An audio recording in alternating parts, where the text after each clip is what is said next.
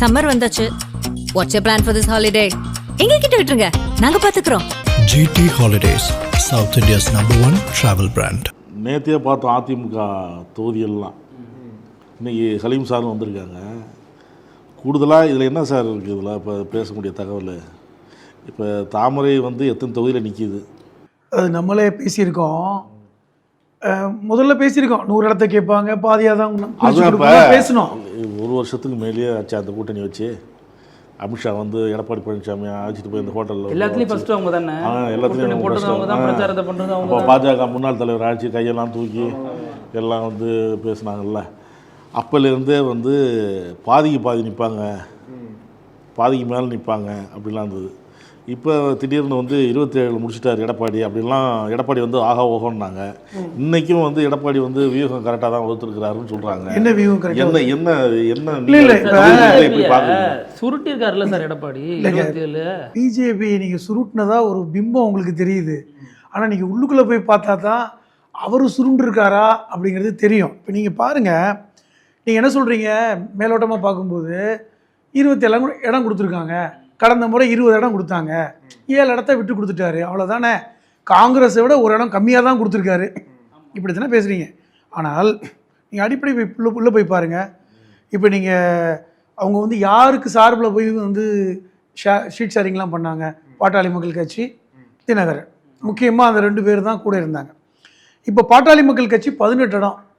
ஆமாம், நீங்கள் கூட சொல்லுவீங்க கடந்த முறை 20 இடத்துக்கு பதிலாக 18 இடம் தானே அப்படின்னு. 2 இடம் குறைச்சி கொடுத்துருக்காரு. தினகரனுக்கு 11. இப்போ இது 3 சேர்த்தாவே 56 இடம். இந்த 56 இடமும் இப்போ செய்தி வர்ற செய்தி என்னென்னா தாமரை சின்னத்தில் தான் போட்டியிட போகிறாங்க. இல்லை சார், தினகரன் குக்கர்னு சொல்லிட்டு இருக்காரு. இல்லைங்க, அந்த குக்கர் வந்து விசில் அடிக்காதுன்னு சொல்கிறாங்க. தினகரன்னாவே குக்கர் தான் ஞாபகம் வரும். இருக்கட்டுங்க, அது ஆர்கே நகரோட முடிஞ்சு போச்சுங்க. திருப்பி சொல்கிறத கேளுங்க. இப்போ வந்து தினகரன் தாமரையில் தான் போட்டியிடுவார்னு இப்போ நம்ம பேசிகிட்டு இருக்கும்போது இந்த செய்தி. 2வது, இப்போ நீங்கள் பாட்டாளி மக்கள் கட்சி வரலாம், அவங்க தான் மாம்பழ சின்னம் வச்சுருக்காங்களே அப்படின்னு தெரியுமா? அந்த பிரச்சனையில் என்ன பிரச்சனையில் இருக்குது? ஐயா பாட்டாளி மக்கள் கட்சின்னு ஒரு கட்சி ஆரம்பிக்க போகிறதா இன்றைக்கி வந்து தேர்தல் ஆணையத்தில் ஒரு மனு கொடுத்துருக்காங்க. இல்லை சார், அதில் அன்புமணி பக்கம் சாதகமாக பல விஷயங்கள் இருக்குன்னு சொல்கிறாங்களே. ஒரே ஒரு விஷயம் தாங்க சாதகம். உறுப்பினர்கள் அந்த ஆதரவு கடிதம், அந்த பொதுக்குழு ஒரு விஷயம் அதிகமாக இருக்கிறாங்க, எல்லாமே அங்கே இருக்கிறாங்க, அதனால் அவருக்கு மாம்பழம் கிடைச்சிரும் அப்படிங்கிறாங்க. இல்லைங்க, அவருக்கு மாம்பழம் கிடைக்குமா இல்லை அது வந்து மாங்காயா கொடுக்க போகிறாங்களான்னு தெரியாது. ஆனால் தாமரை சின்னத்தில் போட்டிட்டாட்டா உங்கள் கட்சி உங்களுக்குன்னு சொல்கிறாங்க. இன்றைக்கி நீதிமன்றத்தில் கேஸ் வந்தது இல்லையா நேற்று? இப்போ பாட்டாளி மக்கள் கட்சி சார்பில் இவங்க ராமதாஸ் சார்பில் வந்து கொடுத்தாங்க, நாங்கள் வந்து கட்சி ஆரம்பிக்கிறோம், சட்டம் சின்னத்தை முடக்கிடணும், எங்களை சின்னத்தை எங்களுக்கு கொடுக்கணும். இப்போ அடிப்படையில் வந்து தேர்தல் விதி என்னென்னா, இப்போ வந்து ஒரு கட்சி ஆரம்பித்து அல்லது அவங்களோட பிரிஞ்சு இன்னொருத்தர் கிளைம் பண்ணுறாங்கன்னா சின்னத்தை முடக்கணும், அதுதான் நியாயம்.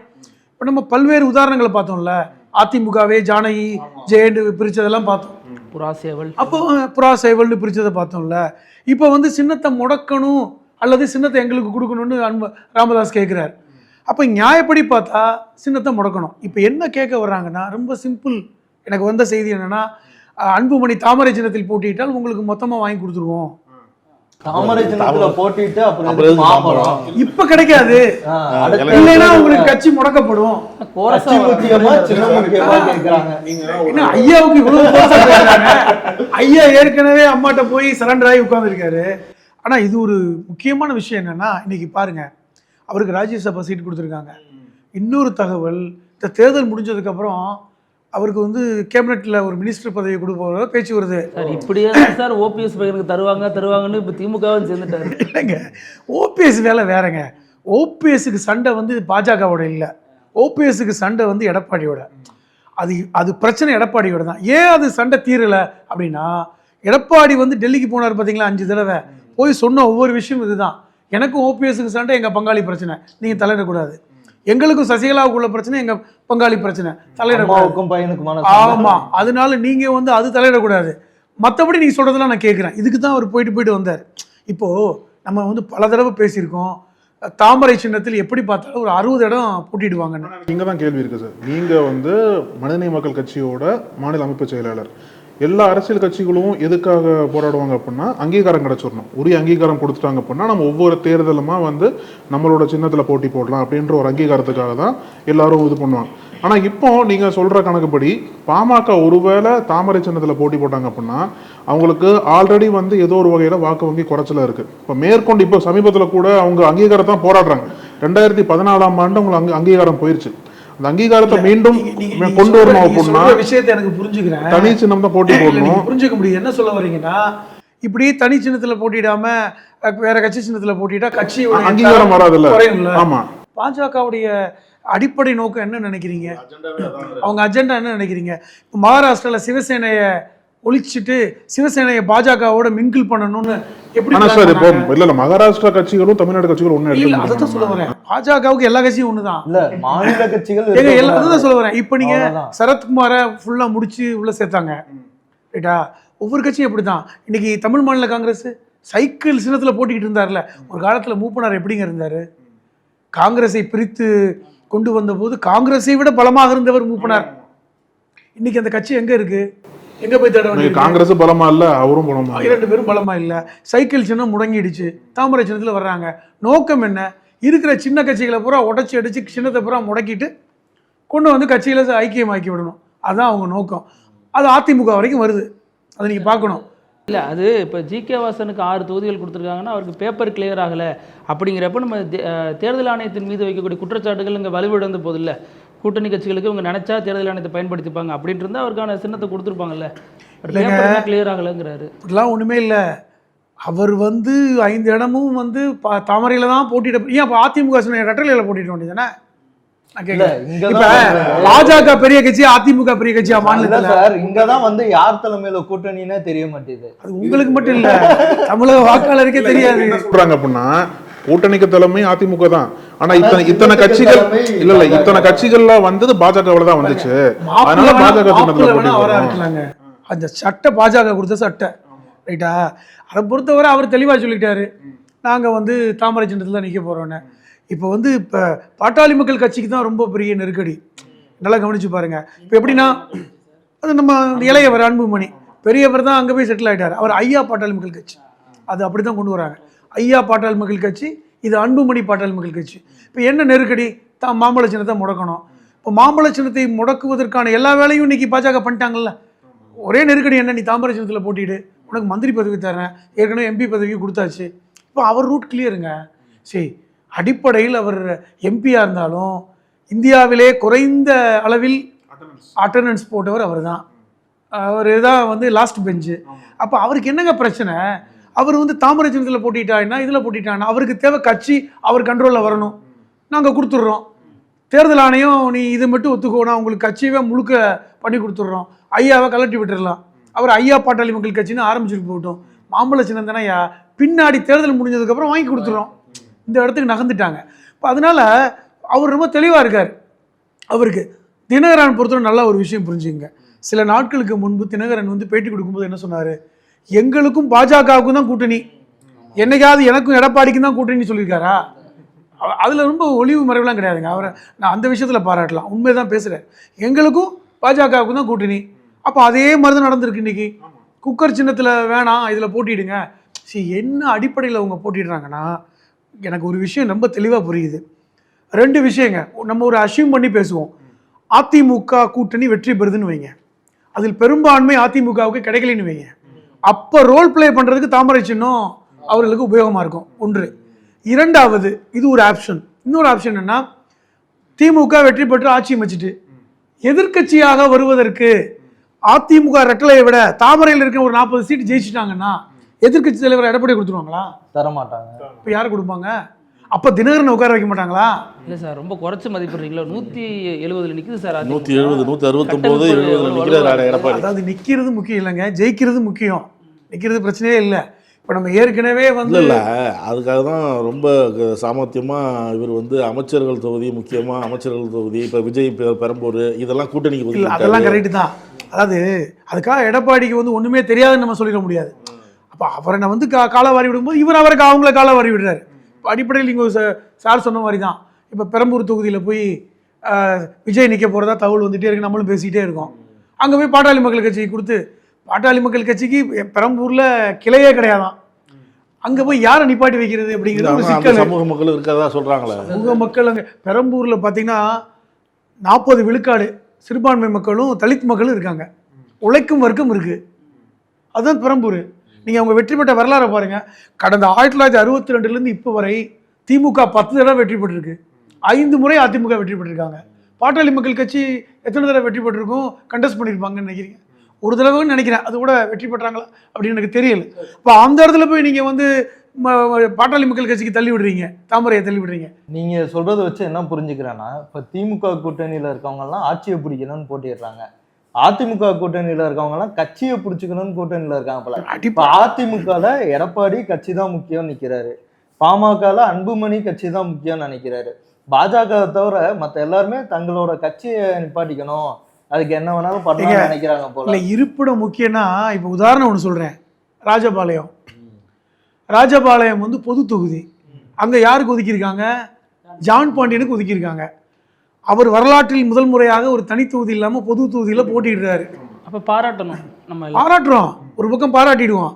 ஆனால் அவரையே காலி வாங்குறதுக்கு பல்வேறு சிக்கல் எப்படி போகுது பாருங்க. அங்கே ஏற்கனவே கோபால்சாமின்னு ஒருத்தர் இருக்கார். அவர் அதிமுகவில் செல்வாக்கா இருந்தவர், முன்னாள் எம்எல்ஏ, நயினாருக்கு நண்பர் தான். அவர் பாஜகவில் வந்து நயினாருக்கு சமமாக இருக்கார் இப்போ கோபால்சாமி. அவருக்கு அந்த ஊர் செல்வாக்கு. நியாயப்படி பார்த்தா பாஜகவை கொடுத்து அவர் கொடுத்துருந்தா கோபால்சாமியை கொடுத்துருப்பாங்க. அப்போ நீங்கள் பாருங்கள், கோபால்சாமியும் காலி பண்ணணும், ஜான் பாண்டியனையும் காலி பண்ணணும். அப்போ ரெண்டுக்கும் ஒரே வழி என்ன? பொது தொகுதியில் நில்லுங்க. அதுக்கு எப்படி கொடுத்துருக்காங்க? தோழர் சொன்ன மாதிரி தான். ஏற்கனவே வந்து தேவேந்திர வேளாளர் வந்து நாங்கள் பட்டியல் சமூகத்திலேருந்து வெளியே வர்றோம்னு பேசுகிறாங்க, இதுதான் வாய்ப்பு, உங்களுக்கு பொது தொகுதியில் போட்டிடுங்க அப்படின்னு நல்ல விதமாக சொல்லி இன்றைக்கி ராஜபாளையத்தில் நிற்க வச்சுருக்காங்க. ராஜபாளையத்தில் நீங்கள் ஜாதி வாரியாக எடுத்துக்கொண்டால் நீங்கள் வந்து அவர் ஜான் பாண்டியன் சமூகத்தை சார்ந்தவர்கள் இன்னும் பெரும்பான்மை கிடையாது, எப்படி ஜெயிக்க போகிறாரு?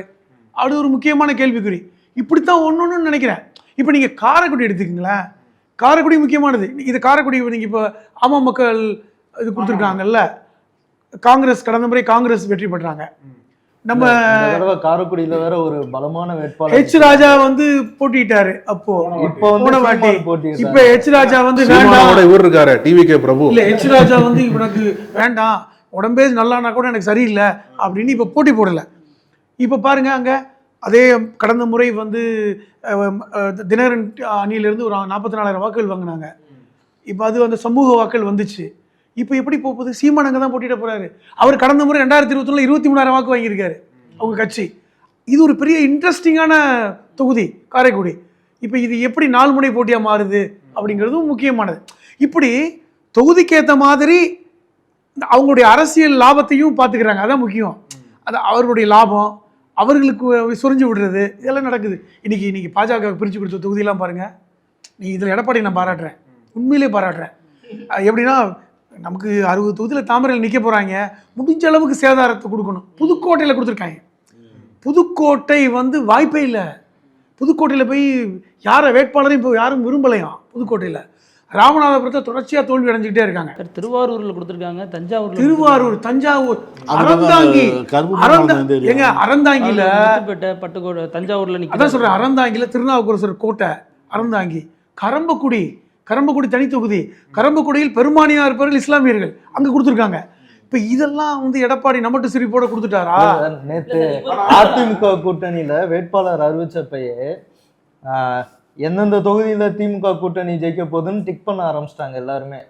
ஆமாம், 14 அமைச்சர்கள் தொகுதிகள் இவர்கள்லாம் டிக் பண்ணிட்டாங்க. இப்போ நான் சொன்ன தொகுதிகள் எல்லாம் இப்போ என்னன்னா, ஒரு பக்கம் கடந்த முறை வெற்றி பெற்ற தொகுதியும் கொடுத்துருக்காங்க. எத்தனை தொகுதி கொடுத்தாங்க? 75 தொகுதிகள் வந்து கடந்த முறை அதிமுக கூட்டணியில் வெற்றி பெற்றாங்க. அதில் எந்த தொகுதியை கொடுத்துருக்காரு? அவினாசி, கோவை வடக்கு, போலூர், மடத்துக்குளம் ஆகிய 4 தொகுதிகளை விட்டு கொடுத்துள்ளது அதிமுக. இல்லை, இப்போ எல்முருகன் போட்டிடுறாரு, மொடக்குறிச்சியில் விட்டு கொடுத்துருக்காங்க. அவினாசி, கோவை வடக்கு தொகுதியிலே பாஜகவுக்கும், போலூர் தொகுதி பாமகவுக்கும், மடத்துக்குளம் தொகுதி அமமுகவுக்கும். ஏன் அரவக்குறிச்சி கொடுக்கல? அரவக்குறிச்சி எங்க கொடுக்கல? அவர் போட்டி போட மாட்டார் போலயே சார். முன்னாள் அரவக்குறிச்சி கொடுக்கல அவருக்கு, நீங்க இது பண்ணிட்டீங்க. அப்புறம் வந்து இன்னொரு தொகுதி இதுல தொண்டாமுத்தூர் தொகுதி அவர் எஸ்பி வேலுமணி கொடுத்துருக்காங்க. இது ஏன் கோவை வடக்க கொடுத்துருக்கலாமே, அதை கொடுக்கல. அப்போ நீங்கள் பர்பஸாக நீங்கள் அவரை காலி பண்ணுறீங்களா? ஆனால் இதில் தான் இப்போ சார் சொல்கிற மாதிரி இப்போ அதிமுக வந்து பர்பஸாக பாஜகவை காலி பண்ணுறதுக்காகவே இத்தனை தொகுதிகளை கொடுத்துருக்காங்க. ஏவா வேலுக்கு அகேன்ஸ்டாக போட்டி போடுறது கஷ்டம், டிஆர் ராஜாக்கு அகேன்ஸ்டாக போட்டி போடுறது கஷ்டம், சிவசங்கருக்கு அகேன்ஸ்டாக போட்டி போடுறது கஷ்டம். இப்படி பல அமைச்சர்கள் இருக்கக்கூடிய தொகுதியில் இப்போ ஜி.கே. வாசன்லாம் ரொம்ப கஷ்டப்பட போகிறான்னு தான் பார்க்குறாரு. ஆனால் இதெல்லாம் பாஜகவுக்கு தெரியாமல் நடந்திருக்குமா, இல்லை பாஜக வந்து கணிக்க முடியாமல் இருந்திருக்குமா? ஏற்கனவே தள்ளுறாரு எடப்பாடி பழனிசாமி அப்படின்ற ஒரு கணிப்பு இல்லாமல் நடந்திருக்குமா பாஜகவால்? ஒன்று தெரிஞ்சுக்கிங்க, பாஜகவுக்கு தெரியாமல் இது நடக்கலை அப்படின்னு நம்ம வச்சுக்கிட்டா கூட இத்தனை தொகுதிகளை வந்து கொடுத்துருக்க முடியாது, இவ்வளோ தூரம் இது பண்ணியிருக்க முடியாது. ஏன்னா இந்த வகையில் எடப்பாடி இந்த தொகுதி தான் கொடுப்பாருங்கிறதுல கொஞ்சம் உறுதியாக இருந்தாருன்னு சொல்கிறாங்க. அது நம்ம மறுப்பதற்கு இல்லை. டெல்லிக்கு தான் போனால் கூட, டெல்லியில் போய் அவர் தொடர்ச்சியாக பயணப்பட்டால் கூட அவர் இந்த தொகுதி விஷயத்தில் கொஞ்சம் கராராக இருந்துட்டாரோ. எம்ஜே மலைக்கு வந்துட்டாங்களே பாஜகக்காரங்க.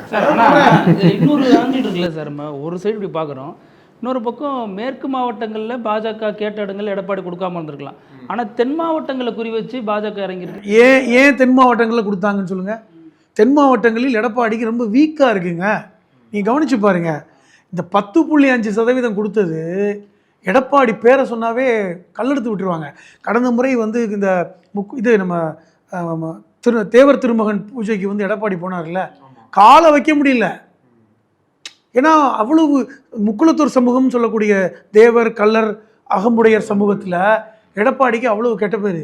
ஏன் நீங்கள் தினகரனை உள்ளே சேர்க்கறதுக்கு இவர் அனுமதிச்சார்? அந்த பகுதியில் இவங்களுக்கு பயங்கர எதிர்ப்பு. தென்னகத்தில் எடப்பாடி பிரச்சாரத்துக்கு போவாராங்கிறது முதல்ல சந்தேகம் இருக்குது. ஆர்பி உதயகுமார் தானே சார் ஓபிஎஸ் எடுத்து ரீப்ளேஸ் பண்ணி வச்சிருக்காரு. ஆர்பி உதயகுமார் யார் ஓபிஎஸ் எடுத்தார்? சரி, இப்போ நீங்கள் இப்போ திண்டுக்கல் சீனிவாசன் அந்த சமூகம் தான். சொல்லப்போனால் அந்த சமூகத்தை சார்ந்த அவருக்கு அந்த தங்க கிரீடம் கொடுத்ததே ஜெயலலிதா தான். அப்படி கொடுத்து தான் அந்த சமூகத்தையே கையில் வச்சுருந்தாங்க. இன்றைக்கி எடப்பாடி அதெல்லாம் உடச்சி விட்டார்.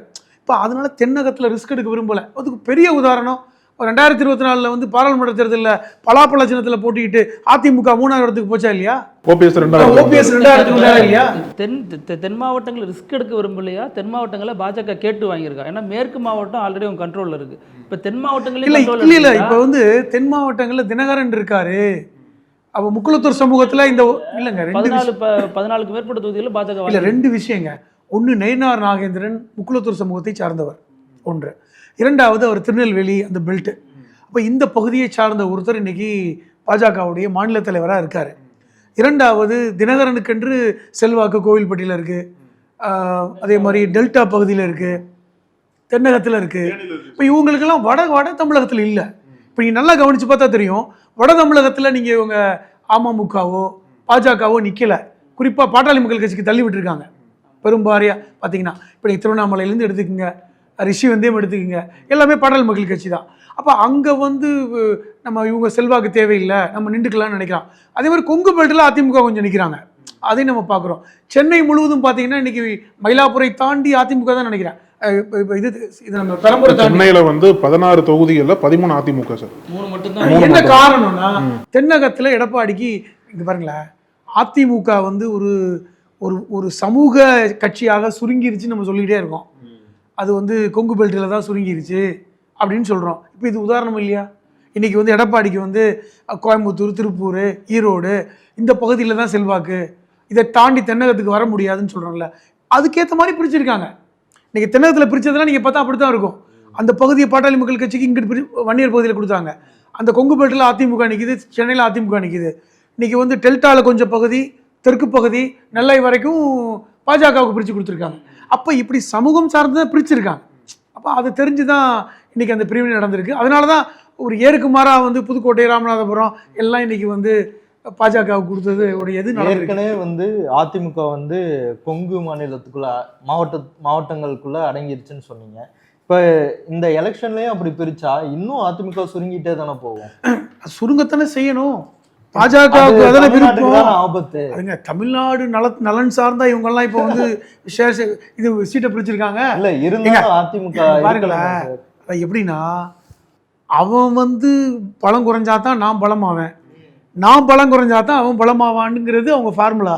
இது இப்படி தெரிஞ்சுமே அவங்க கூட்டணி விட்டு வெளியே போக முடியல. இப்போ எடப்பாடியை வீக் பண்ணணும்னு இவங்க ட்ரை பண்ணுறாங்க, பாஜகவை வீக் பண்ணணும்னு எடப்பாடி ட்ரை பண்ணுறாரு. நீங்கள் இந்த பார்த்தாவே தெரிஞ்சிருக்கும். சேர்ந்துட்டோம், சீட்டெல்லாம் ஒன்றா தான் நிற்கிறோம். ஒரு 60 இடத்துல தாமரை நிற்கிது, கரெக்டு தான். ஆனால் நாங்கள் குறைந்தபட்சம் ரெட்டலை வெற்றி பெற்று எதிர்க்கட்சியாக வரணும். அவங்க என்ன நினைக்கிறாங்க, எண்ணிக்கையில் தாமரை அதிகமாகணும். இதுதாங்க நடக்குது, புரிஞ்சுக்குங்க. இன்னைக்கு இந்த தடவை ஆட்சியை பிடிக்கணும்லாம் தின்னம்லாம் அவங்கள்ட்ட கிடையாது. குருமூர்த்தி சொன்னது போல 31 தான் டார்கெட்டே அவங்களுக்கு. குருமூர்த்தி சொன்னார்ல, 2031 அவர் சொல்லிட்டாரு. அப்போ வந்து அவங்க டார்கெட் 2031 அப்படின்னா அதிமுகவை வீக் பண்ணணும், சுருக்கணும்.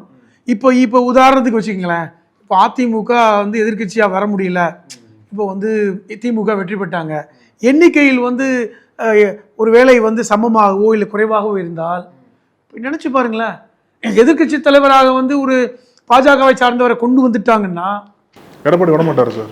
எதுக்கு வர மாட்டாரு? விட மாட்டாரு. எதுக்கு பாஜக வர்றது? வந்து என்ன வந்து வெளியே நின்று என்ன 4 பேரை வச்சு வழி மறிப்பாரு எடப்பாடி. அதுக்கேற்ற மாதிரி வாக்குறுதிகள்லாம் இப்போ கொடுக்குறாருல, ஃப்ரிட்ஜுங்கிறாரு, மக்கள் அதை பார்க்கும்ல. இல்லை நான் என்ன கேட்குறேன், இல்லை ஃப்ரிட்ஜு விட விலை அவருக்கு தெரியுமா? முதல்ல எனக்கு தெரியல. ஃப்ரிட்ஜு கொடுத்துருவேன் அப்படின்னா 2 கோடி வா, இதுக்கு ஃப்ரிட்ஜை கொடுத்துருவோன்னா இப்படி தான் சொன்னீங்க. டிவி கொடுக்கும்போதும் டிவி வேலை தெரியுமா உனக்குன்னு. அது மாதிரி அதுக்கு ஒரு குழு போட போறாரு, ஆய்வு பண்ண போறாரு, கொட்டேஷன் பண்ண போறாரு. நீங்க நான் வெற்றியே பெற மாட்டேன்னு தெரிஞ்சதுக்கப்புறம் நான் ஃப்ரிட்ஜ் சொன்னா என்ன, டிவி சொன்னா என்ன, அந்த இடத்துக்கு நகர்ந்துட்டாருங்க. அவர் 10,000 கொடுக்க போறேன்றாரு. இன்னும் கூடுதலாக கூட நான் சொல்ல நினைச்சிருக்கேன், தடுத்துட்டாங்க. அவர் அந்த அளவுக்கு இப்போ நீங்க கேட்குற இப்போ வாக்குறுதிகள் விடுத்தாங்கல்ல, அவர் கொடுத்த வாக்குறுதிகள் எத்தனை? 297 வாக்குறுதிகள் கொடுத்தாருல. தலைப்பு செய்தியா வந்துச்சா ஊடகங்கள்ல, பத்திரிகையில் எடப்பாடி கொடுத்த வாக்குறுதிகள் அப்படின்னு ஒரு தலைப்பு செய்தி போட்டாங்களா? ஏன்னா யாருக்குமே உனக்கு தெரியுமா, வாக்குறுதியை பார்த்து எல்லாரும் சிரிச்சிட்டாங்க. அது நடந்துச்சு. ஐயோ ஒரு கொஞ்சம் கூடுதலாகவே கொடுத்துட்டாரு ஃப்ரிட்ஜு. அதை வந்து பத்திரிகையாளர் கேட்டுக்கணும், sir single Dora double Dora, அதை யாருமே கேட்கல. அது முக்கியமாக, ஏன்னா பத்திரிகையாளர்களே ஷாக்கில் இருந்தாங்க அதை சொல்லும்போது. அப்போ இப்படிப்பட்ட வாக்குறுதிகளை கொடுத்த ஒருத்தர் இது வந்து எப்படி 10,000 போட போறேன்னாரு, இப்படி மாற்ற போறேன்னாரு. நீங்கள் என்ன விமர்சனம் வச்சாலும் அதிமுக கூட்டணியில் இருக்கிற ஜனநாயகம் திமுக கூட்டணியில் இல்லை தானே. இப்போ அதிமுக கூட்டணி ஜனநாயகம் படமே ரிலீஸ் ஆகலைங்க. இப்போ ஜி.கே. வாசன் விரும்பினா எந்த சின்னத்துலனாலும் நிற்க முடியுது, தாமரல் கூட நிற்கலாம். ஆனால் இங்கே சின்னம் வந்து என் சின்னத்தில் தான் நிற்கணும்னு திமுக நெருக்கடி இல்லைங்க. கமலஹாசன் மாதிரியான இங்கே பாருங்க, கிட்டத்தட்ட 25 கட்சின்றாங்க, இவ்வளவு சேர்ந்து ஒரு கூட்டணி. நீங்கள் கூட அந்த கூட்டணியை சேர்த்ததே பெரிய வேலை தான். இது வந்து எனக்கு தெரிஞ்ச இந்த இந்திய வரலாற்றில் இத்தனை கூட்டணிகள் சேர்ந்தது முதன்முறையாக, அதில் பாராட்டணும். மினி இந்திய கூட்டணி சேர்த்துட்டாங்க. இதை வந்து நீங்கள் உள்ளே உட்கார வைக்கணும். 2 கண்டிஷன் தான். ஒன்று, ஒரு 175 இடங்களில் உதயசூரியன் சின்னத்தில் போட்டியிட வேண்டும் என்பது அவங்க அஜெண்டா. அப்போ 125 கூட்டணியை சேர்த்துக்கிட்டு நான் உதயசூரியன் சின்னத்தில் 175 இடங்கள் போட்டி போடணும்னா அப்போ எப்படி நீங்கள் செட் பண்ணணும்? அப்போ வந்து காலுக்கு ஏற்ற மாதிரி செருப்பு வாங்குறதா, இல்ல செருப்புக்கு ஏற்ற மாதிரி காலை வெட்டுறதாங்கிற என்ன சொல்றாங்க அப்படின்னா, திமுக விட்டு கொடுக்கலாமே சில தொகுதிகளை. விட்டு கொடுத்துருக்காங்க, சிலரை விட்டு கொடுத்திருக்கிறார்கள், சிலருக்கு விட்டு கொடுத்திருக்கிறார்கள். அப்படி பார்க்கணும். இப்ப தேமுதிகவுக்கு 10 இடம் சிலர் கைவிட்டு விட்டார்கள். சிலரை இல்ல, ஒருத்தரை கைவிட்டாங்க. தேமுதிகவுக்கு 10 இடம் கொடுத்தது எதிர்கட்சியை விட ஆளுங்கட்சியில் இருக்கிற கூட்டணி அதிர்ச்சியா இருக்கு. இல்லைங்க, என்னன்னா இந்த விஷயத்த நீ எல்லாரும் எப்படி பாக்குறீங்கன்னா, தேமுதிக 1/2% ஓட்டு, அதுக்கு போய் 10 இடமா அப்படின்னு ஷாக் ஆகிறாங்க. வைகோவே ஷாக் ஆகி தான் அவர் இன்னைக்கு வேற மாதிரிலாம் பேசினார். ஒரு விஷயத்தை புரிஞ்சுக்கோங்க, 2021 சட்டமன்ற தேர்தலில் 35 சட்டமன்ற தொகுதிகளில் திமுக வெற்றி பெற்ற தொகுதிகளில் வித்தியாசத்தை நீ எடுத்து பாருங்க, 500லிருந்து 5000 வாக்கு வித்தியாசம் தான். சரியா? இது எல்லாம் எங்கே இருக்குன்னு பார்த்தீங்கன்னா வட தமிழகத்தில் இருக்கின்ற 35 தொகுதி 1 இயர் பெல்ட்டு, 500லிருந்து 5000 வாக்கு வித்தியாசம். ஒன்று. இப்போ பாட்டாளி மக்கள் கட்சி அதிமுகவோட இருக்கு, அந்த ஓரளவுக்கு அவங்க கொஞ்சம் அந்த வகையில் பலமாக இருக்காங்க. இப்போ இதை உடைக்கணும்னா இப்போ இயற்கையாக தான் ஒன்று வேணும். இப்போ நீங்கள் கேட்பீங்க, விஜயகாந்த் வந்து நாயுடு சமூகத்தை சார்ந்தவர் தானே, அவருக்கு எப்படி வந்து வட தமிழகம்? நல்லா கவனித்து பாருங்கள், விஜயகாந்திற்கு அதிகமான ரசிகர்கள் இருப்பது வட தமிழகத்தில். என்ன சொல்கிறாங்க இன்னொன்று பாருங்கள், அவர் இறந்த அன்னைக்கு கோயம்பேட்டில் அவ்வளோ கூட்டம், பேருந்துகளில் அத்தனை பேருந்துகள் இருந்தாங்களே, அத்தனை பேர் எங்கேருந்து வந்தவங்க தெரியுமா? வட தமிழகத்திலேருந்து வந்தவங்க. அனைவரும் கட்சிக்காரங்கள். அதை தாண்டி வட தமிழகத்திலேருந்து வந்தவங்க, விழுப்புரம், விருத்தாச்சலம், கடலூர், ரிஷிவந்தியம், இப்படி வந்தவர்கள், நெய்வேலி. அப்போ விஜயகாந்துக்கு இயற்கையாக வட தமிழகத்தில் ஒரு ஃபாலோயிங் இருக்குது அப்படி என்பதை தமிழக அரசு ஆய்வு செய்யாமல் இருந்திருப்பாங்க? திமுகன்னு சொல்லுங்கள், திமுக நிச்சயமாக ஸ்டடி பண்ணியிருப்பாங்க. அப்போ இன்றைக்கி அந்த 35 தொகுதிகளும் ஒரு என்ஷூர் பண்ணணும், அப்படின்னா சில காஸ்ட்லியான விஷயத்தை செஞ்சு தான் ஆகணும். இப்போ நமக்கு ஒரு பொருள் பிடிக்குதுங்க, அது வேணும், அப்போ அந்த சமயத்தில் நம்ம காஸ்ட் பார்ப்போமா? அதுதான் நடந்திருக்கு. அடிப்படையில் பார்த்தா 10 தொகுதி என்பது எனக்கு கொஞ்சம் அப்படியே தானே புரிஞ்சுக்கணும். காஸ்ட் பார்ப்போமான்னு நீங்க எப்படினாலும் புரிஞ்சுக்கலாம். காஸ்ட்லிங்கிறீங்க, காஸ்ட் பார்ப்போமாங்கிறீங்க. காஸ்ட்லி, காஸ்ட் எப்படினாலும் புரிஞ்சுக்கீங்க, கேஸ்ட் எல்லாம் புரிஞ்சுக்கலாம். ஆனா எனக்கு அது முக்கியம். CCC காஸ்ட் கேஸ்ட் கார் வரும்ல சார், எல்லாமே வரும். ஆமா, அது 1.5 வருஷத்துக்கு முன்னாடி உள்ள காரா கூட இருக்கலாம். அப்போ இதெல்லாம் நம்ம கூட்டி கழிச்சு பார்க்கும்போது அது நமக்கு ஒரு காஸ்ட்லி அஃபேர் தான். அப்படிதான் அப்புறம் காஸ்ட்லி அஃபேர்ஸ் எல்லாத்துக்கும் தேவைப்படுது இல்லை? என்ன சொல்றீங்க? எல்லாம் எப்பவுமே சீப்பா வாங்கியிருக்க முடியுமா? அப்ப அது ஜெயிக்கிறதுக்கு காஸ்ட்லி காவு கொடுக்க கூட்டணி கட்சிகள் தான் கிடைச்சாங்களா? உங்களை எங்க காவு கொடுத்தாங்க? ஏங்க உங்களை கூட்டிட்டு வந்து பேசி சீட் ஷேர் எல்லாம் பண்ணி கையெழுத்து போட்டதுக்கு அப்புறம் தானே நடந்துச்சு. அவங்களுக்கு முன்னாடி கொடுத்துருந்தா நீங்க உங்க வரி பண்ணலாம். சார் நான் இன்னும் தெளிவாக கேட்குறேன், இன்னும் நுணுக்கமாக கேட்குறேன். இதில் வந்து அதிகம் பாதிக்கப்பட்டது இஸ்லாமிய கட்சிகள் தான். அவங்க தான் வந்து திமுக எப்போவுமே இஸ்லாமியர்கள் தோழன் சொல்லி. சரி, இப்போ நான் உங்களுக்கு வரேன், இந்த கேள்விக்காக வரேங்க. தமிழகத்தில் இஸ்லாமிய மக்களுடைய மக்கள் தொகை 7 விழுக்காடு. சரியா? நான் அடிப்படையில் உடச்சே பேசுகிறேன். எல்லாரும் இந்த குற்றச்சாட்டை வைக்கிறதுனால 7 விழுக்காடு தான். நம்ம அஸ்ஸாமில் மாதிரி 40 விழுக்காடு இல்லை, கர்நாடகாவில் மாதிரி 14 விழுக்காடு இல்லை, 7 விழுக்காடு. அப்போ ஒரு அரசியல் பிரதிநிதித்துவம் என்பது எத்தனை எம்எல்ஏ இருக்கணும்? 16 எம்எல்ஏ இருக்கணும். இதன் அடிப்படை. இப்போ நம்ம என்ன கேட்குறோம்? ஒரு கட்சி சார்ந்து 16 எம்எல்ஏ இருக்க முடியலனா கூட ஒரு கூட்டணியில் 16 பேர் கண்டெஸ்ட் பண்ணணும். இது ஒரு நியாயமான கோரிக்கை. அதாவது திமுக, எங்களுடைய கட்சி, காங்கிரஸ், பிசிக எல்லாரும் சேர்ந்து ஒரு 16 வேட்பாளரை நிறுத்தணும். இது ஒரு நியாயமான கோரிக்கை. இப்போ நீங்கள் பாருங்கள், இந்த கோரிக்கையை தான் பல்வேறு இஸ்லாமிய தலைவர்களும் ஒவ்வொரு தடவை உள்ளே போயிட்டு வந்து எங்களுக்கு 2 சீட்டு கொடுத்துட்டீங்க, ஆனால் திமுக வந்து ஒரு 16 வேட்பாளர்களை நிறுத்த வேண்டும் என்பதை என்ஷூர் பண்ணணும். நியாயமான கோரிக்கை. இன்றைக்கி பாருங்கள், இன்றைக்கி வந்து மனிதநேய மக்கள் கட்சிக்கு 2, முஸ்லீம் லீக்குக்கு 2, தமிழ் அன்சாரிக்கு 1, எஸ்டிபிக்கு 1, 6 ஆயிடுச்சா? காங்கிரஸில் ஒருத்தர் நிப்பாட்டி வைப்பாங்க 7, விசிகாவில் ஒருத்தர் 8. இது 8 கன்ஃபார்மா? அது போக பார்த்தீங்கன்னா இப்போ திமுக சார்பில் 4 பேர் நிறுத்துங்க, அதுவே 12 ஆயிடுச்சு. இன்னும் ஏதாவது ஒரு கட்சி ஒரு ஆளை நிறுத்தலாம், வாய்ப்புகள் இருக்கிறது. அப்போ நம்ம என்ன சொல்கிறோம்? 16 பேர் ஆகணும். அப்போ இன்னும் வந்து கூடுதலாக ஒரு வேலை எங்களுக்கு 3 கொடுத்துருந்தா அது ஒரு நிறைவேறல. கடந்த முறை உள்ளதை கூட கொடுக்காம குறைச்சி எங்கேருந்து எடுக்கிறாங்கிறது இல்லை, அது எடுக்கிறது எல்லாமே இஸ்லாமிய கட்சிகள்ட்ட தான் எடுக்கிறாங்க. இல்லைங்க, நான் இது ஒன்று உங்களுடைய நான் சொன்ன பதில் உங்களுக்கு திருப்தி ஆகாதனால இந்த மாதிரி இன்னொரு பதில் சொல்கிறேன். ஒன்று, இப்போது நீங்கள் கரெக்டு, இப்போ நீங்கள் கேட்குற அந்த ஆதங்கம் எனக்கும் இருக்குது. சில நேரத்தில் நாங்கள் அந்த வலியை மறைச்சிக்கிட்டு தான் நாங்கள் இருக்க வேண்டியிருக்கு, அதெல்லாம் உண்மைதான். பட் அடிப்படையில் இதயத்தில் இடம் கொடுக்குறாங்களா சார்? இல்லை, இதயத்தில் ஏற்கனவே இடம் கொடுத்துருக்காங்க. ஆரம்பத்துலேருந்து இதயத்தில் இடம் இருக்குது. எங்களுக்கும் அவங்கள பற்றி இதயத்தில் இடம் உண்டு, அது பிரச்சனை இல்லை.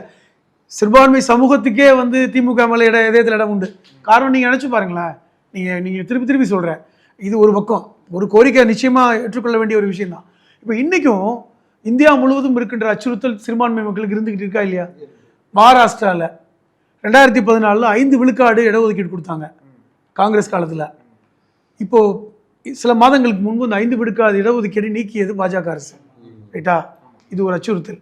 கர்நாடகாவில் எடியூரப்பா காலத்தில் கர்நாடகாவில் இருக்கின்ற 4 விழுக்காடு இடஒதுக்கீடு நீக்கினாங்க. மீண்டும் காங்கிரஸ் வந்ததுக்கு அப்புறம் தான் 4 விழுக்காடு இடஒதுக்கீடு மீண்டும் கொடுத்தாங்க. இது அச்சுறுத்தல் இல்லையா? ஒன்று. இரண்டாவது ஒரு விஷயம் சொல்கிறேன், இந்தியா முழுவதும் மதமாற்ற தடை சட்டம் இருக்குது. அது வந்து இஸ்லாமிய மக்களுக்கு தான் அந்த வழி தெரியும். ஒருவர் இஸ்லாமியராக மதம் மாறினால் அங்கே கைது செய்யப்படுவாங்க. இந்தியா என்பது ஒரு இறையாண்மை மிக்க நாடு. அரசமைப்பு சட்டம் வந்து ரைட் டு ரிலீஜன் என்று சொல்லக்கூடிய எந்த ரிலீஜனையும் யார் வேணாலும் ஃபாலோ பண்ணலாம் என்பதை, மதசார்பற்ற நாடு, செக்குலரிசம் பேசக்கூடிய நாடு. ஆனால் மதமாற்ற தடை சட்டம் இருக்குது. நீங்கள் ஒருத்தர் மதம் மாறணும்னா கலெக்டர் ஆஃபீஸில் போய் நீங்கள் மனு கொடுக்கணும், கலெக்டர் வந்து அனுமதி கொடுக்கணும், அப்போ தான் ஒரு மதம் மாறவே முடியும். தமிழ்நாட்டில் இல்லை. தமிழ்நாட்டில் இன்னும் மாற்றமாக ஒருவர் இஸ்லாமிய சமூகத்துக்கு மதம் மாறினால் இஸ்லாமிய சமூகத்தில் இருக்கின்ற இடஒதுக்கீடு 3.5 விழுக்காடு இருக்கு பாருங்க, அதில் பங்கு பெறலாம் அப்படிங்கிற சட்டத்தை தமிழ்நாடு அரசு கொண்டு வந்தாங்க. அது எந்த தைரியம் மற்ற மாநில அமைச்சர்களுக்கு, மற்ற மாநிலத்துக்கு இருக்குன்னு சொல்லுங்க? மதம் மாறினாலே கைது செய்யப்படக்கூடிய இடத்துல மற்ற மாநிலங்கள் இருக்கும்போது ஒருவர் வந்து ஒரு பிற்படுத்தப்பட்ட மலைவாழ் யாரோ ஒருத்தர் மதம் மாறி இஸ்லாத்துக்கு வர்றார், ஏதோ ஒரு காரணத்துக்காக மதம் மாறிவிட்டால் அவருக்கு முன்னாடி இருந்த இடஒதுக்கீடு கிடையாது. இப்போ இஸ்லாமிய சமூகத்துக்கு வந்ததுக்கப்புறம் அவருக்கு இஸ்லாமிய சமூகத்தில் இருக்கின்ற 3.5 விழுக்காடு இடஒதுக்கீட்டில் அவர் பங்கு கொள்ள முடியுங்கிற சட்டம் இந்தியாவிலே எந்த மாநிலத்திலும் இல்லை. கர்நாடகத்தில் கிடையாது, அஸ்ஸாமில் கிடையாது. அப்போ இந்த மாதிரியான ஒரு செக்குலரிசம், ஒரு ஒரு ஒரு பாதுகாப்பு தன்மை எந்த ஆட்சி கொடுத்தது, எந்த கட்சி நீங்க கொடுத்தது? சொல்றது வேலிட் தான் சார். இன்னும் ஸ்பெசிஃபிக்காக கேட்கணும் அப்படின்னா, திமுக கூட்டணி இஸ்லாமிய கட்சிகளுக்கு அந்த 2 தாண்டி வரமாட்டாங்களே, 1 2 திருப்பி சொல்றேன், 2 தாண்டி வர வேண்டும் என்பதுதான் எங்க ஆசை. ஆனா உங்க சைடுல இருந்து அதிகமா ப்ரெஷர் கொடுக்க முடியலையா, இல்ல அவங்க வந்து உங்களை வந்து போதுன்ற மாதிரி நினைக்கிறாங்களா? அதாவது எப்படி, நான் 2 விஷயம் பார்க்கணுங்க. ஒன்று, இந்த காலகட்ட சூழல். நம்ம வந்து பாருங்களேன், எங்களுக்கு ஆப்ஷன் என்ன இருக்குன்றீங்க? இப்போ இஸ்லாமிய கட்சிகளுக்கான ஆப்ஷன் என்ன? ஏன் இந்த இஸ்லாமிய கட்சி தாவேக்கா இருக்கு எதுக்கு? ஜனநாயகனே அவரால் வெளியே கொண்டு வர முடியல. நான் அதே நீங்கள் கேட்டதுனால சொல்கிறேன், இது கேட்டதுனால சொல்கிறேன்.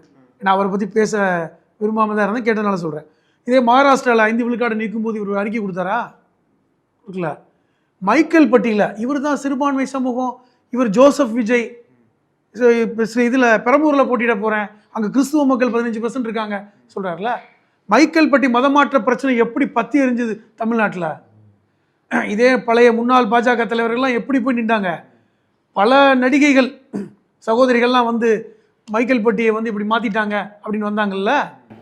விஜயசாந்தி அவங்க விஜயசாந்தி IPS அவங்கெல்லாம் வந்தாங்கல்ல.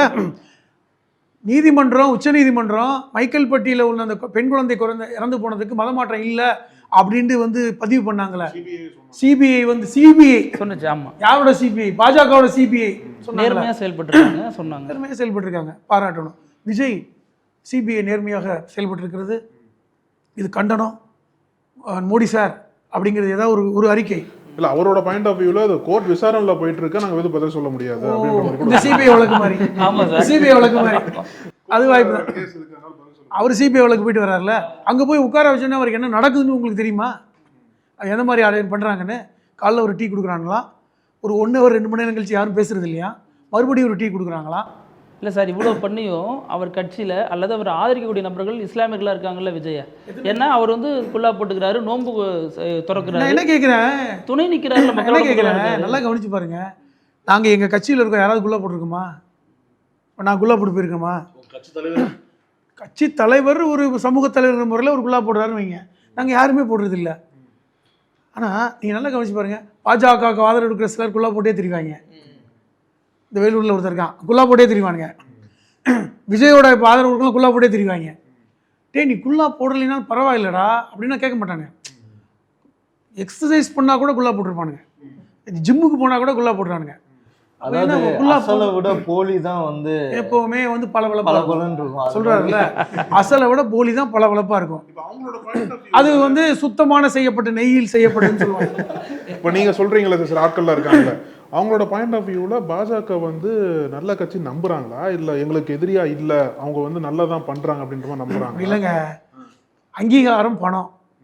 இப்போ இங்கே அங்கே இருக்கவங்களாம் நினச்சிட்டு பாருங்க, இப்போ அங்கீகாரம் பாருங்க, ஒன்றுமே இல்லாதவன் இன்றைக்கி வந்து அகில இந்திய பொறுப்பில் இருக்காங்க அப்படின்னா அந்த அங்கீகாரம் பணம் 2 தான். அதை நோக்கி போகிறது தான். மற்றபடி சமூகம் ஆதரிக்கலைன்னு அவங்களுக்கு தெரியும். தைரியமாக போக சொல்லுங்கள். ஒரு முஸ்லீம் தெருவுக்குள்ள வந்து அவங்கள போக சொல்லுங்கள் பாருங்கள், தனியாக போயிட்டு வரட்டும் பாருங்கள். மேலப்பாளையம்னு ஒரு ஊர் இருக்குங்க திருநெல்வேலி பக்கத்தில், இதே சம்மந்தப்பட்ட 1-2 பேரை அந்த மேலப்பாளையம் தெருவுக்குள்ள எந்த பாதுகாப்பும் இல்லாமல், பவுன்சருடைய சப்போர்ட் இல்லாமல் போயிட்டு வர சொல்லுங்கள். சரி, இப்போ என்னன்னா சார், பாஜகவுக்கு 27 சீட் கொடுத்துருக்காங்கல்ல, அதில் ஒரு சீட்டில் ஒரு தொகுதியில் இஸ்லாமிய நிப்பாட்டிட்டாங்க அப்படின்னா, பாஜக இஸ்லாமிய நிப்பாட்டிட்டாங்க அப்படின்னா நீங்கள் அவருக்கு ஆதரவு கொடுப்பீங்களா? ஏங்க, இது என்ன கேள்வி? நான் போய் கோடை தொட்டுட்டேன்னா அப்படிங்கிற மாதிரி கேட்குறீங்க.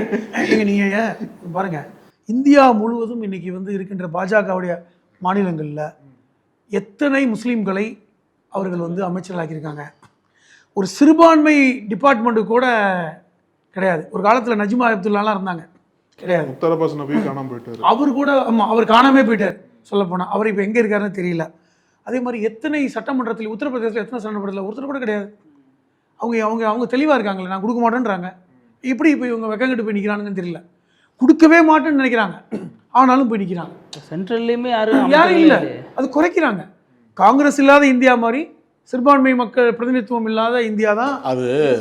உங்களை மாதிரி உள்ளவங்க சுயநலத்தால் தனித்தனியாக இயக்கம் வச்சுட்டு இருக்கீங்கல்ல, சுயநலத்துக்காக தனித்தனியாக இயக்கம் வச்சு. ஆமாம், அப்போ அப்படி சுயநலம் இல்லைன்னா இஸ்லாமிய இயக்கங்கள் இத்தனை இருக்குது. நான் என்ன கேட்குறேன், ஒன்றுபட்டா ஏங்க உங்க ஒன்றுபட்டு உங்க வலிமையை காட்டினீங்கன்னா ஒன்றுபட்டு உங்க வலிமையை காட்டினீங்கன்னா அவங்க என்னைக்கு அதிகமாக தர போறாங்க? இப்போ நீங்க இஸ்லாமிய இயக்கங்கள் சொல்லக்கூடிய எத்தனை சார் இருக்கு உங்க இதெல்லாம் நிறைய இருக்குல்ல. நிறைய விட்டுருங்க.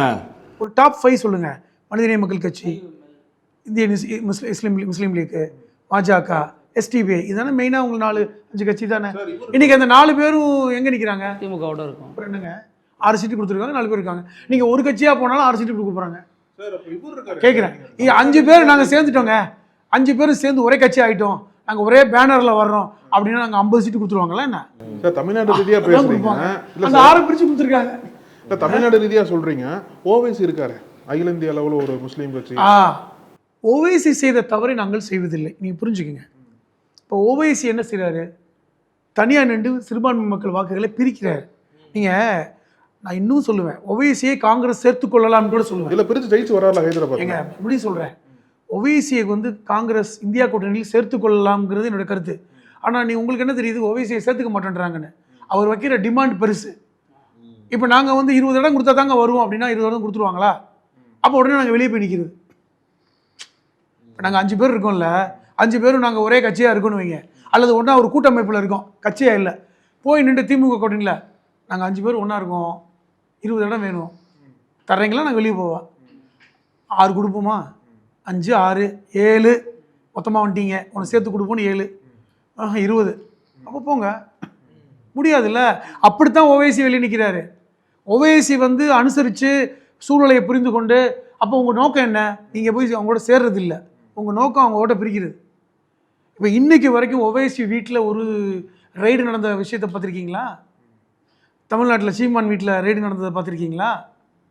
இவர்களெல்லாம் என்ன சொல்கிறது, சீமான் தம்பிகள் வீட்டிலலாம் என்ன ரைடு அடிச்சிச்சா சார்? ப்ராக்சிங்க. இவங்கெல்லாம் ப்ராக்சி பொலிட்டீஷியன். இன்னும் உடச்சி பேசணும்னா பாஜகவுடைய அடியாட்கள், அவ்வளோதான். இப்படிதான் சொல்ல முடியும். தமிழ்நாட்டையே டீகோட் பண்ணி பேசுனீங்க, ட்ரிபிள் சின்னு சொல்லி கேஸ்ட்டு காஸ்ட்டு இப்படிலாம் பேசுனீங்க. இப்போது இதை சீமான் மாதிரியானவங்க இப்போ அதைத்தானே சொல்கிறாங்க, நீங்கள் தமிழ்நாடு இவ்வளோ முன்னேறிச்சு, சுயமரியாதையான மாநிலம், பெரியார் மண்ணுன்னு சொல்கிறீங்க, திராவிட மண்ணுன்னு சொல்கிறீங்க, ஆனால் இன்னமும் நீங்கள் ஜாதி பார்த்து தானே சீட்டு கொடுக்குறீங்க, வேட்பாளரை நிப்பாட்டுறீங்க, இதெல்லாம் சொல்கிறாங்கல்ல. அப்போ அவங்க சொல்கிறது சீமான் ஜாதி பார்க்கலன்றீங்களா? இல்லை, திமுக விட கம்மியாக தான் பார்க்குறேங்கிறாங்க. கம்மியாக பார்க்கறது கூட பார்க்கறது என்னங்க இருக்கு? நான் மெதுவாக அவங்கள திட்டுறேன், சத்தமாக திட்டுறேங்கிற மாதிரி இருக்கு. அது எப்படி சீமான் ஜாதி பார்க்குறாருல? சீமான் நீ மாடு மேய்ச்சா நல்லதுன்றாரு. இல்லை, அவர் நீ மாடு மேய்ச்சினாலையும் பாதியா பிரிச்சு ஆள் தான் நிப்பாட்டுறாரு. எங்க அவர் தாங்க, அவர் பாருங்களேன், ஒரு சின்ன நிறுவனம் நடத்திக்கிட்டு இருக்காருங்க, பயிற்சி நிறுவனம் நடத்துறாரு. பெட்ரோல் அதான் சொன்னேன், அது பயிற்சி எல்லாமே பாஜகவுக்கு சாதகமா என்னென்ன பண்ணலாம். அவர் ஒரு குட்டி ஐப்பேக்குங்க. பயிற்சி நிறுவனம் நீங்க சொல்றீங்க, ஆனால் இப்போ நீங்களே பாருங்கள், இப்போ சில கட்சிகள் வேட்பாளருக்கே தடுமாறுது அப்படின்னு சொன்னீங்க, நீங்களே சொன்னீங்க. இப்போ சில நல்ல வேட்பாளருக்கு தடுமாறுது அப்படின்னு சொன்னீங்க. ஆனால் 234க்கு முதல்ல போட்டவர் அவர் தான். அவருக்கு என்னங்க பிரச்சனை? அடுத்த தேர்தலுக்கான 234 தொகுதிக்கு இப்போ வேட்பாளர் கையிலுக்கு தெரியுமா? இப்போ 2031 எந்த தொகுதியில் யாரை போட்டிடலாம் அப்படிங்கிற வேட்பாளர் லிஸ்ட் வச்சிருக்காராம். எவ்வளோ அட்வான்ஸாக இருக்காரு, நிறைய புதிய லாங் டேர்ம் இருக்காருல்ல. ஆமாம், அவருக்கு என்னங்க பிரச்சனை? ஜெயிக்க போகிறது இல்லை. ஏங்க ஒருத்தர் உங்களை வேட்பாளரை போட நீங்கள் எம்எல்ஏ ஆகி நீங்கள் எதுவும் பிரச்சனை பண்ணிடுவீங்கன்னு பயப்படலாம். நமக்கு தேவை ஒரு யங்ஸ்டர்ஸ், பாதி 50 விழுக்காடு பெண்கள், 50 விழுக்காடு ஆண்கள் கொடுப்போம். பயிற்சி கொடுக்கறதுக்கு யாரை கூப்பிடுவீங்க? நீங்கள் ஒரு பயிற்சி நிறுவனம் நடத்துறீங்க, அங்கே வயதானவர்கள் வர மாட்டாங்க, எல்லாமே பார்த்தீங்கன்னா ஒரு எதில் வருவாங்க, காலேஜ் முடிச்சுட்டு அதுக்கு பேர் எக்ஸ்பீரியன்ஸ் இல்லாதவங்க, இல்லை அதுக்கு பேர் என்ன சொல்லுவாங்க, ஃப்ரெஷர் வருவாங்க. இல்லைன்னா ஒரு 3 மாதம் ட்ரைனிங் மாதிரி கொடுப்பாங்க, இன்டர்ன்ஷிப். அப்போ இந்த இன்டர்ன்ஷிப் வேட்பாளர் எல்லாருமே இல்லை உண்மைதான், அந்த மாதிரி இன்டர்ன்ஷிப் வேட்பாளராக உள்ள கொண்டு அவங்க பயிற்சி முறை. சீமான் சட்டமன்றத்துக்கு வருவாருங்கிறாங்க சார். கண்டிப்பாக வருவார். உள்ள விடுவாங்களா? ஏன் சார் அப்படி சொல்றீங்க? எம்எல்ஏ தானே உள்ள விடுவாங்க, உள்ள விடுவாங்களா சார்? அவர் ஜெயிச்சு வரல சார், அவர் எம்எல்ஏ ஆயிடுவார்ல காரைக்குடியில். என்னங்க பேர் பேச்சு? அப்போ நியூமராலஜி பிரகாரம் பேரை மாற்றணும், சீமான் எம்எல்ஏ இல்லை எம்எல்ஏ சீமான் அப்படி மாற்றிட்டாருன்னு வைங்களேன், அப்போ ஒரு எம்எல்ஏன்னு சொல்லலாம். சார் ஏதோ கிண்டல் பண்ணுறாரு, பெரம்பூரில் விஜய் ஜெயிப்பார், டீனரில் புஷி ஆனந்த், இப்போ நாளைக்கு வேட்பாளர் பட்டியல் வரப்போகுது, வில்லிவாக்கத்தில் ஆதவ. சரி, சீமானும் உள்ளே போக போகிறாரு. எங்க உள்ள போறாரு? சட்டமன்ற தெளிவா சொல்லுங்க. போகிறாரு. அதுக்கப்புறம் இருக்குது உங்களுக்கு பாருங்க. எப்படி இவங்கெல்லாம் உள்ள வந்துருவாங்க அப்படின்னா, இவங்கெல்லாம் உள்ள வந்தாங்கன்னா உள்ள இருக்கவங்களாம் வெளியே போயிடுவாங்க. அது ஒன்று புரிஞ்சுக்கிங்க, அரசியல் வந்து காமெடி இல்லை.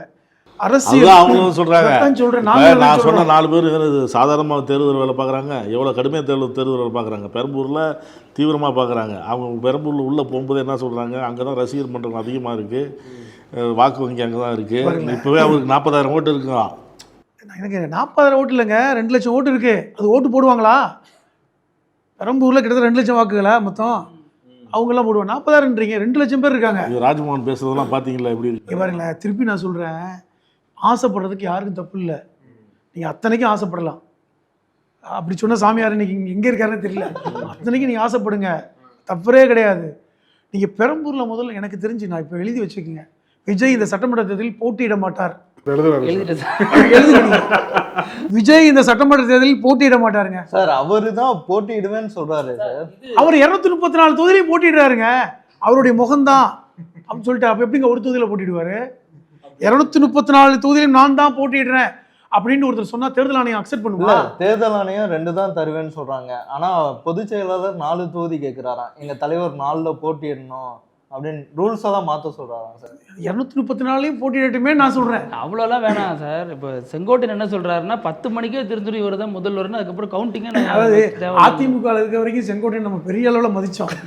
கண்டிப்பா பெரிய அளவில் மதிச்சோம். ஆனா எனக்கு என்ன புரியலைன்னா, இவரை நம்பி ஜெயலலிதா வந்து இந்த தேர்தல் வியூகத்தை அமைக்க கொடுத்தாங்களே அப்படின்னு ஒரு யோசனை வருது. அவர் தொகுதி அவரா அந்த தொகுதிக்கு அவர் போய் ரொம்ப காலம் வச்சுப்போ. அவர் அங்கே போகிறது இல்லையே, எல்லாம் ஃபுல்லாக இங்கே தானே, பனையூரில் தானே இருக்கார். பனையூர் தாங்க. விஜய் ஒருவேளை எனக்கு திருப்பி நான் சொல்லுவேன், உங்களுக்கு பெரம்பூரில் போட்டியிடுவதை விட பனையூர் தொகுதி அடங்கியிருக்குல்ல அந்த சட்டமன்றம், சோழிங்கநல்லூர், அதில் போட்டிட்டா ஒரு சிறப்பு தெரியுமா? வீட்டு தொகுதியிலே இருக்கிறாரு விஜய்னு சொல்லிடுவாங்க. தொகுதி விட்டு போகாத ஒரே எம்எல்ஏ அசெம்பிளி கூட போக மாட்டாரு பாருங்க, தொகுதியில தான் இருக்காரு. எந்த எம்எல்ஏ வந்து தொகுதி விட்டு போறாங்க?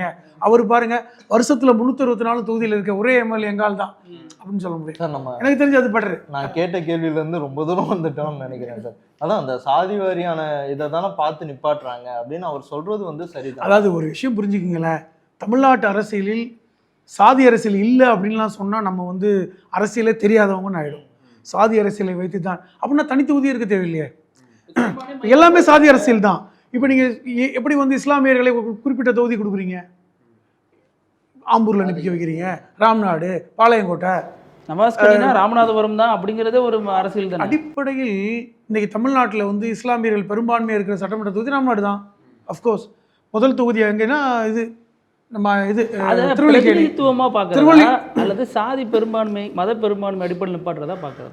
இல்லை, இப்போ லாஸ்ட்டாக ஜவஹர்லாவும் சம்மதம் ஜெயிச்சாங்கல்ல, பாபநாசம் இன்னொன்று என்ன சார், மணப்பாறை 2 இதுலேயுமே வந்து இஸ்லாமிய சமூகம் அதிகமாக இல்லையே. இல்லை இன்னும் சொல்லப்போனால் இவர் சொன்னார்ல, பாபநாசத்தில் வந்து காங்கிரஸ் கோட்டை, மூப்பனார் அதிக முறை ஜெயிச்ச இடம், அங்கும் இஸ்லாமியர்கள் இருக்காங்க. அதை விட மணப்பாறையில் இஸ்லாம் சிறுபான்மை மக்கள் சொல்லக்கூடிய இஸ்லாமியர்கள் வெறும் 3% தான் இருக்காங்க. அங்கே எப்படி ஜெயிச்சாங்க? இன்னும் சொல்ல போனால் மணப்பாறையில் முதன்முறையாக வரலாற்றில் திமுக சின்னம் வைத்து வெற்றி பெற்றது இவர் தான். அதிமுக கோட்டை மணப்பாறை, அதில் வெற்றி பெற்றாங்களே. ஸோ இதுவும் இருக்குது, வாய்ப்புகள் இருக்குது. விசிகா தன்னை வந்து ஒரு தலித்து கட்சின்னு சொல்கிறது வந்து வெளியே வரணும்னு நினைக்கிறாங்க. அப்போ அதனால தான் 6+2 வந்துட்டாங்க, கிட்டத்தட்ட வந்துட்டாங்க. அப்போ வந்து இந்த தனித்தொகுதியில் வந்து முஸ்லீம்களையும் தலித் அல்லாதவர்களையும் நிறுத்த வைக்கணும். கடந்த முறை பாலாஜி அவர் வன்னியர் சமூகத்தை சார்ந்தவர், ஷானவாஸ் இஸ்லாமிய சமூகத்தை சார்ந்தவர் நிறுத்தினாங்க. இப்போ 2 தொகுதி, இப்பொழுதும் அதே ஃபார்முலாவில் தான் இருப்ப நிறுத்துவாங்கன்னு நினைக்கிறேன். ஆனால் யாருக்குமே இல்லாமல் விசிகாவுக்கு மட்டும் இத்தனை பொது தொகுதி இத்தனை தனித்தொகுதின்னு திமுக லெட்டர் பேடில் வர்றது அது ஒரு அரசியல் தானே அப்படிங்கிறாங்க. இல்லை அவங்க என்னன்னா, அதாவது விசிகா வந்து வெறும் சாதி கட்சியாக இருந்து மாற வேண்டும் என்று திமுகவும் நினைக்குது, திமுக உதவி செய்யுது. பாசிட்டிவா நீங்க பாருங்க. இப்ப ஏன் வந்து விசிகா வந்து நம்ம திமுகவோட கொள்கை கூட்டணி நம்ம இருக்குன்னு நினைக்கிறாங்க அப்படின்னு நினைக்கிறாங்க. விசிகாவின் காரணமாக தான் அன்புமணியவே திமுக சேர்த்துக்கல. இப்போ வந்து அன்புமணியை சேர்த்தா அவர் விசிகா இருக்காது, ராமதாஸ் சேர்த்துக்கல. இது சொல்லுங்க, அன்புமணியாவது பரவாயில்ல, நான் தான் அப்படின்னு. அவர் பாவம் ஐயா பாட்டாளி மக்கள் கட்சி இல்லை சார், அவரை ஏன் சேர்த்துக்கல? அவங்கள சேர்த்துருந்தா கூட வெளியில் போயிட்டு வேற ஆப்ஷனை பார்த்து அடுத்த கட்டத்துக்கு போயிருப்பாங்க. கூட வச்சுக்கிட்டு பிரேமலதாவை கூப்பிட்டு வந்து அமுக்கிறது தானே பாலிடிக்ஸ். பிரேமலதா காஸ்ட்லி அஃபேர்னு சொல்லியாச்சு. காஸ்ட்லி அஃபேர் அது வந்து நம்ம தேவைக்காக வாங்கும்போது காஸ்ட்டை பார்க்க மாட்டோம். அவர்கள் எல்லாம் வந்து குடும்ப உறுப்பினர்கள் இங்கே இருந்தாங்க, அப்போ அட்ஜஸ்ட் பண்ணிக்கணும். ஏங்க ஒரு பிரச்சனைன்னு வரும்போது குடும்ப உறுப்பினர் அட்ஜஸ்ட் பண்ணுவாங்களா, வெளியே இருந்து வர்றவங்க அட்ஜஸ்ட் பண்ணுவாங்களா? அப்படின்னா திமுக தானே அது பொருந்தும். திமுக மட்டும் 175ல நிக்குது. இல்ல 6 தொகுதியில் நிக்கிறவங்க குடும்ப தலைவர் திமுகங்க. தலைவர் சொன்னா கேட்கணும் இல்லைங்க. குடும்ப தலைவர் பங்கு பிரிச்சுக்கிறதுலாம் கரெக்டு தான். பங்கை வேணாம்னு ஒருத்தர் வெளில போயிட்டாரு. அவர் நம்ம பங்காளி அவர் தானே. இவர் கமல் மறுபடியும் போட்டி ஒரு போடுற விஷயம் தெளிவா பண்ணாருங்க. 2 பங்காளிங்கல்ல அப்படின்னா ஒரு பங்காளி எனக்கு ஆளே வேணான்னு போனாரு, கூட்டணியே வேணான்னு போயிட்டாரு. இவர் என்ன சொல்றாரு, இவர் எப்பவுமே நம்ம பங்காளி. இவர் கமல் எப்படின்னா எப்பவுமே ஒரு வித்தியாசமானவர் தானே. சீட்டே இல்லை என்றாலும் நெஞ்சை நிமிர்த்தி ஆதரவு கொடுப்பேன்னு சொல்ற ஒருத்தர். அவர் டார்ச் லைட்டில் கேட்டார், அது கொடுக்க முடியாது, நீங்கள் வேணா உதயசூரியன் சின்னத்தில் நில்லுங்கன்னாங்க. 2 இடம் டார்ச் லைட் நிற்கிறதுக்கு. அவர் இன்னொரு செய்தியும் சொல்கிறாங்க, இப்போ அந்த கட்சிக்குள்ளே நிறைய பேர் போட்டியிடணும்னு சொல்லி அவங்க இது பண்ணுறாங்க. இப்போ வந்து ஸ்னேகன்லேருந்து அங்கே இருக்கின்ற பலரும் எங்களுக்கு சீட்டு கொடுக்கணுன்னு.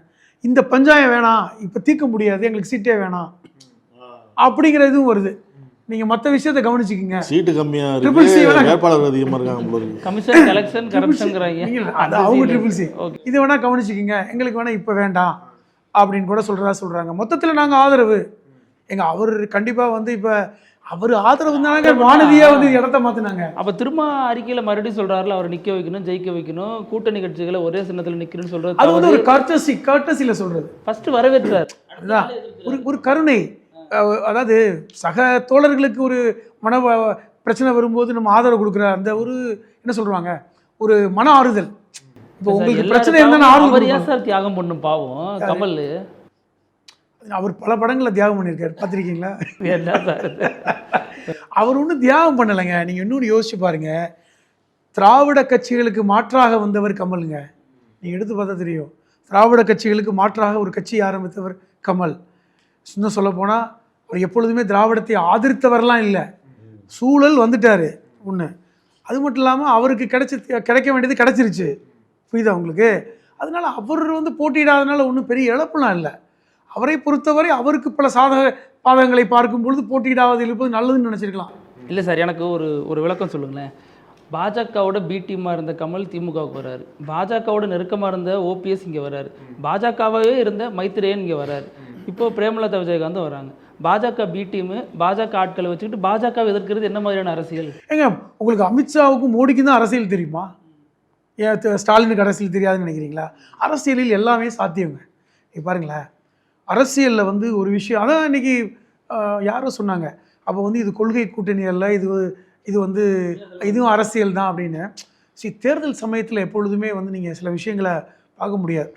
சொல்கிற மாதிரி மகாபாரதத்தில் கிருஷ்ணன் சொன்ன மாதிரி என்னதான் இருந்தாலும் வெற்றி தான் முக்கியம், அதற்காக சில தியாகங்களை பண்ணணும், சில இழப்புகளை இருந்தால் பரவாயில்ல சார். கூட்டணி கட்சிகளை சக்கர வியூகத்துக்குள்ள அனுப்பி விடுறீங்க. சக்கர வியூகம் போட்டு வச்சிருக்கு ஏற்கனவே, அதுல பலரும் சிக்கிட்டு தான் இருக்காங்க. ஒருத்தர் அபிமன்யுவோ ஒருத்தர் சிக்கினா பரவாயில்ல, கூட இருக்க எல்லாரும் இங்கேயாவது பலர், அங்க எடப்பாடியே அபிமன்யுமா தானே இருக்காரு. அதெல்லாம் நீங்க பாருங்க. அதனால வந்து இந்த சக்கர வியூகம் தான் நடக்குது. இதுல பல்வேறு வியூகங்களை சந்திக்க வேண்டிய இடத்துனால இது வந்து நீங்க பார்க்க கூடாது. இல்லை சார், 2 மாசம் நீங்க அப்படிதான் தேர்தல் வியூகம் அப்படிதான் இருக்கும். களத்துல விஜய் தான் பெரிய டஃப்பா இருக்க போறாருங்கிறாங்க. நீங்க போறீங்க, களத்தை பாக்குறீங்க, எப்படிதான் இருக்கு களம், யாருக்கு ஆதரவா இருக்கு? இல்லைங்க, விஜய் வந்து டஃப்பாக இருந்த காலம் குறைந்து விட்டது. ஆரம்பத்தில் நான் வெளிப்படையாக பேசுகிறதா இருந்தேன்னு வச்சுங்களேன், விஜய் கட்சி ஆரம்பித்த புதுசில் அந்த ஒரு ஈர்ப்பு இருந்தது. ஏன்னா திரையில் பார்த்த விஜயத்தை நம்ம வந்து இதில் பார்த்தோம். நாள் போக போக விஜயோடைய அந்த உண்மையான முகம் தெரிய தெரிய விஜய் மேலே உள்ள கிரேஸ் போயிடுச்சு. இது வந்து நான் வந்து ஒரு பத்திரிகையாளராக அதை நான் வந்து இது பண்ணுறேன். ஆரம்பத்தில் நீங்கள் விஜய் பார்க்கும்போது அந்த படத்து நடிகர்கள் எப்படி இருந்தாரோ அப்படி தான் அந்த சித்திரம் இருந்தது. இன்றைக்கி விஜய் படம் பார்க்கவே பிடிக்கலையே, யோசிச்சு பாருங்கள். நான்லாம் விஜய் படத்தை விரும்பி பார்க்குறாள். இப்போ விஜய் படத்தை பார்க்கவே பிடிக்கலன்னா அவருடைய உண்மையான கேரக்டர் இதுதான் அப்படிங்கிற அளவுக்கு இன்றைக்கி அவருடைய முகம் வந்து வெளிச்சத்துக்கு வந்துருச்சு. அந்த அவருக்குள் இருப்பவர் யார் அப்படிங்கிறது எனக்குள் இருப்பவன் வெளியே வந்துருச்சு. அப்போ இந்த மாதிரி வந்ததுனால விஜயோட கரிஷ்மா குறைஞ்சதை தான் நான் பார்க்குறேன். பட் இருந்தாலும் விஜய் கூட ஃபேன் ஃபாலோயிங் இருக்கும்ல, அது இருக்கும். அது வந்து பெரிய அளவில் ஓட்டாக கன்வெர்ட் ஆகுமாங்கிறது ஒன்று. இப்போ இரண்டாவது, இன்றைக்கி நான் மறுபடியும் சொல்கிறேன், திமுக கூட்டணி என்னுடைய கணிப்பு 180லேருந்து 200 இடங்கள் வெற்றிக்கான அத்தனை வாய்ப்புகளும் இருக்கு. நீ நினைக்கிற மாதிரி இல்லை. 180லேருந்து 200 இடம் நீங்க எழுதி வச்சுக்கோங்க. ஏன் 34 விட்டேன் அப்படின்னா அந்த 34 என்பது நம்ம வந்து 234 வெற்றி பெற்றால் அது நல்லது இல்லை, அரசியலுக்கு நல்லது இல்லை. எதிர்கட்சிகள் இருக்கணும், வரலாறு நம்மளை மன்னிக்காது. அதனால வந்து அதனால நம்ம 180லேருந்து 200 போதும். எதிர்கட்சியாக வந்து எனக்கு திடீர்னு காங்கிரஸ் வந்துருமோன்னு கூட பயம் இருக்கு. ஏன்னா 2003 ஜெயலலிதா வந்து விஜயகாந்தோட கூட்டணி வச்சாங்கல்ல, அது நடந்துச்சுல தமிழ்நாட்டில். 2011 203 இடங்களை ஜெயலலிதா வெற்றி பெற்றாங்க.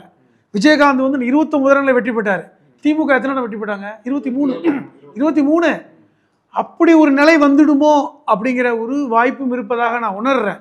இருப்பினும் எடப்பாடி எதிர்கட்சியாக வரணும், அங்கே உட்காரணும் அப்படிங்கிறது தான் ஒரு பத்திரிகையாளர் என்னோட. இல்லை சார், முன்னாடி இப்போ கொஞ்சம் இந்த டிபேட்டோட ஆரம்பத்தில் பாஜக எதிர்கட்சி ஆக போகிறது, அதுக்கான வேலைகளை பார்க்குது. நீங்கள் முடிகிறப்ப காங்கிரஸ் எதிர்கட்சி ஆகுங்கிறீங்க. நான் என்ன சொல்கிறேன்னா, ரியாலிட்டியை பேசுகிறோம், எல்லாத்தையும் ரியாலிட்டியை பேசுகிறோம், நம்ம விருப்பங்களையும் பேசுகிறோம். ரியாலிட்டி என்னங்கிறத தனியாக பேசுகிறோம், விருப்பங்களையும் பேசுகிறோம், சாதக பாதக பலன்களையும் பேசுகிறோம். இப்படித்தான் நம்ம பேசுகிறோமே ஒழிய ஒரு சார்பில் நம்ம பேசலை. ரியாலிட்டி என்ன, களசூழல் என்ன, மக்களுடைய மனநிலை என்ன, மக்களுடைய மனக்கொதிப்பு எப்படி இருக்குது, இப்போ சீட்டு ஒதுக்குறதுல என்ன அரசியல் உள்ளே இருந்துச்சு, யாருக்கு எப்படி ஒதுக்குனாங்க, யாரை காலி பண்ணியிருக்காங்க, ஒன்றா இருந்துக்கிட்டே எப்படி காலவாரி இருக்காங்க, இப்படி தான் நம்ம பேசியிருக்கோம். ரியாலிட்டி தான். ஆனால் ஒரு விஷயம் செஞ்சாங்க, இத்தனை தடவை வந்து டெல்லிக்கு போயிட்டு வந்தார்ல, ஆனால் ஒரு வேண்டுகோள், எடப்பாடி வேண்டுகோளை நிறைவேற்றுறாங்க. எல்லாம் சரிதான், அறிவிக்கிறது மட்டும் எங்கள் அலுவலகத்தை வந்து அறிவிச்சிருங்க, அது ஏற்றுக்கொள்ளப்பட்டது. வந்து கொஞ்சம் மட்டம் தட்டி வச்சது, ஆஃப் பண்ணி விட்டது நடந்தது. எது செஞ்சாலும் கையெழுத்து நான் போட்டுடுறேன், நான் சொன்னது மாதிரி இருக்கட்டும், என் வீட்டில் வந்து பேசிடுங்க, என்னை வந்து பார்த்துருங்க. இந்த ஒரு விஷயத்தை வந்து எடப்பாடிக்கு மேலிடம் செய்தார்கள். அது உண்மையிலே பாராட்டுக்குரியது. அதான் மோஸ்ட் வந்து நமக்கும் இந்த இப்போ பேச்சுவார்த்தை முடிந்தது, எடப்பாடிக்கு முடிந்தது. இனி நம்ம வந்து தேர்தல் முடிஞ்சு சந்திப்போம். எடப்பாடியை சாதாரணமாக நினைக்கிறீங்க, எடப்பாடியை சாதாரணமாக நினைக்கிறீங்க, பார்ப்போம். எடப்பாடியை நீங்கள் பிரித்து பாருங்க, அப்போ தெரியும். நக்கீரன் டிவிக்கு சப்ஸ்கிரைப் செய்யுங்கள். உங்கள் ஆதரவே எங்கள் பலம். ஆசிரியர்களுக்கு நண்பனாகவும் மாணவர்களுக்கு ஆசானாகவும் திகழும் தேர்வு வழிகாட்டி. ஒவ்வொரு பாடத்திற்கும் அனுபவமிக்க ஆசிரியர்களின் துல்லியமான தெளிவான விடைகள். CNC இருக்கு, தேர்வு பயம் எதற்கு? இது தீரன் பப்ளிஷிங் ஹவுஸ் விற்பனை வெளியீடு.